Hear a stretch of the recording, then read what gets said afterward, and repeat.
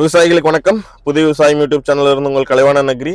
இன்னைக்கு நம்ம எதை பத்தி பார்க்க போறோம்னு பார்த்துட்டீங்கன்னா, மண்ணுக்கே உயிர் தரக்கூடிய ஒரு சத்து. அந்த சத்தை பத்தி தான் பார்க்க போறோம். அப்படி அது என்னடா சத்துன்னு கேட்டீங்கன்னா, நம்மளோட கார்பன் தாங்க.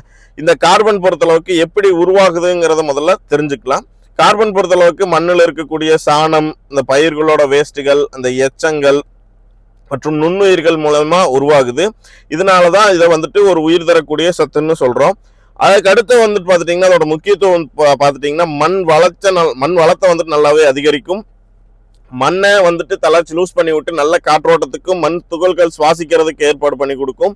நீரை பிடிச்சி நல்லாவே வச்சுக்கும். பயனுள்ள நுண்ணுயிரிகளை அதிகப்படுத்தி கொடுக்கும். வளிமண்டலத்தில் இருக்கக்கூடிய கார்பன் டை ஆக்சைடு லெவலை வந்துட்டு குறைக்கும். இந்த கார்பன் வந்துட்டு நம்ம மண்ணில் எப்படி இருக்கும், எவ்வளோ இருக்கணுங்கிறத பார்த்துட்டிங்கன்னா, இதில் அந்த பிக்சரில் வந்துட்டு லாஸ்ட்டில் கீழே இருக்கும் ஆர்கானிக் கார்பன் இருக்கும். அதில் வந்துட்டு மீடியம், லோ, ஹை எல்லாமே மூணுமே கொடுத்துருப்பாங்க. அதை பார்த்து நீங்கள் தெரிஞ்சுக்கலாம்.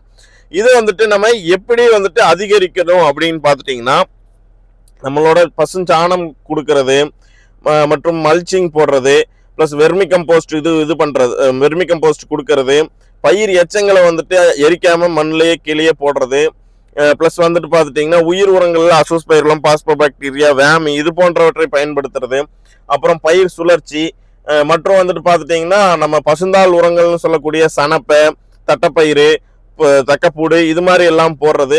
இதெல்லாமே வந்துட்டு நமக்கு மண்ணில் வந்துட்டு உயிரியல் கார்பனை வந்துட்டு நல்லாவே இது பண்ணி கொடுக்கும்.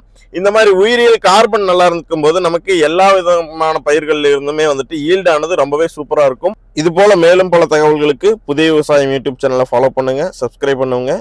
இது யாருக்கு தேவைப்படுமோ அவங்களுக்கு ஷேர் பண்ணுங்க.